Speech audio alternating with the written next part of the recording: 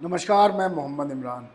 बार बार ललकारने के बाद भी भारत का मुसलमान चुप है। आप चाहे कितना भी तीखा प्रहार कर लो, बयान दे दो, सांप्रदायिकता कर लो, लेकिन भारत का मुसलमान चुप है। लोकसभा चुनाव की हर जनसभा में प्रधानमंत्री नरेंद्र मोदी और यूपी के मुख्यमंत्री योगी आदित्यनाथ के साथ साथ भाजपा के कई नेता सीधे मुसलमानों को लेकर सीधे प्रहार करते हैं, लेकिन मुसलमान चुप है। आप देखिए, यूपी के मुख्यमंत्री योगी आदित्यनाथ ने अपनी महाराष्ट्र की जनसभा में क्या कहा।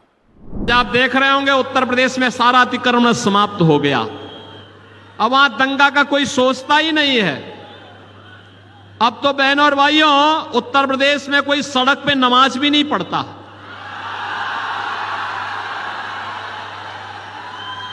अब वहां मस्जिदों के भी माइक उतर गए। अगले 5 वर्ष में आप देखेंगे कि लोग भूल ही जाएंगे कि ये भी कोई चीज होती थी, कि चिल्लाहट होती थी, लोग परेशान होते थे, लोग भूल जाएंगे।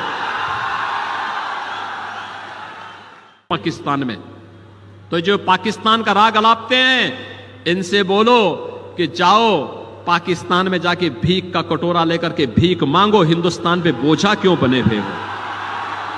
जाओ ना, वहीं पे जाओ, वहां पे पाकिस्तान के पास जाकर के वहीं रहो। क्यों हिंदुस्तान पे बोझा बने हुए हो?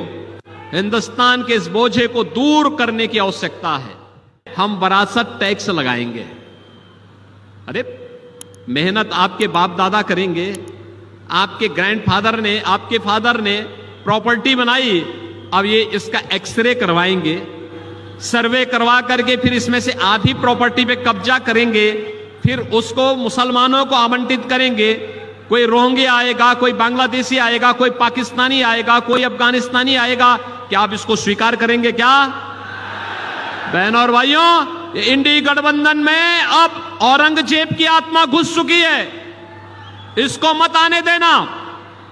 औरंगजेब को पहले ही छत्रपति शिवाजी महाराज समाप्त कर चुके हैं। अब महाराष्ट्र के अंदर औरंगजेब और उसकी संतानों को नहीं आने देना है।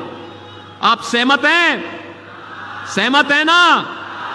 मोदी, आपने सुना कि किस तरह से एक धर्म के लोगों को सीधे टारगेट किया जा रहा है।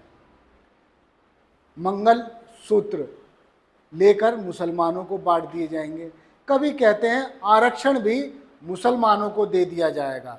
तरह तरह की बातें हो रही है। आपने सोचा कि मुद्दों की बात क्यों नहीं हो रही? रोजगार, महंगाई, विकास, शिक्षा, स्वास्थ्य जैसे मुद्दे गायब हैं, जिन पर बात होनी चाहिए। कोई नहीं, हिंदू मुसलमान तो है, पर दिल को सुकून देती है। शिक्षा, स्वास्थ्य नहीं चाहिए, हिंदू मुसलमान चाहिए। दिल को सुकून मिलता है, अच्छी शिक्षा मिले या ना मिले। लेकिन अंकिल लोग अपने व्हाट्सएप पर अच्छे से अच्छे भड़काऊ मैसेज पढ़कर फैलाने का बीड़ा उठा लेते हैं। यही व्हाट्सएप यूनिवर्सिटी हमारे भविष्य को खराब कर रही है। ऐसा लगने लगा है कि चुनाव आयोग ने कानों में रुई डालकर सो गया है। आपने सुना सीएम योगी ने क्या क्या कहा। खैर, नियम भी बनते हैं तो विपक्ष के लिए, लागू होते हैं विपक्ष के लिए, सत्ता पक्ष के लिए नियमों में अमेंडमेंट हो जाती है। वैसे तो केजरीवाल कहते हैं प्रधानमंत्री मोदी को तीसरी बार पीएम बना दीजिए तो सीएम योगी का सफाया कर देंगे। अपने हर जनसभा में इसी बात को केजरीवाल दोहरा रहे हैं, मगर अब तक ना तो पीएम ने ना ही भाजपा के किसी नेता ने उनके इस भाषण का खंडन नहीं किया। जिस तरह से संविधान पर राहुल गांधी बोलते हैं, कहते हैं संविधान को ख़त्म कर दिया जाएगा, तो प्रधानमंत्री भी कहते हैं ये सब झूठ फैला रहे हैं। आखिर प्रधानमंत्री योगी आदित्यनाथ के मामले में क्यों नहीं कहते थे कि अरविंद केजरीवाल झूठ बोल रहे हैं, उनको यूपी में बरकरार रखेंगे। खैर, ये तो हुई राजनीति इंटरनल, लेकिन लोकसभा चुनाव में जिस तरह से मत प्रतिशत घट और बढ़ रहा है वो कुछ इशारा कर रहा है। खबरें ये भी आ रही हैं, जहां इंडिया गठबंधन मजबूत है वहां पुलिस चेकिंग भी बहुत ज़्यादा मजबूत है। जहां एनडीए मजबूत है वहां पुलिस चेकिंग बहुत ढीली है। इस तरह के आरोप लगाए जा रहे हैं।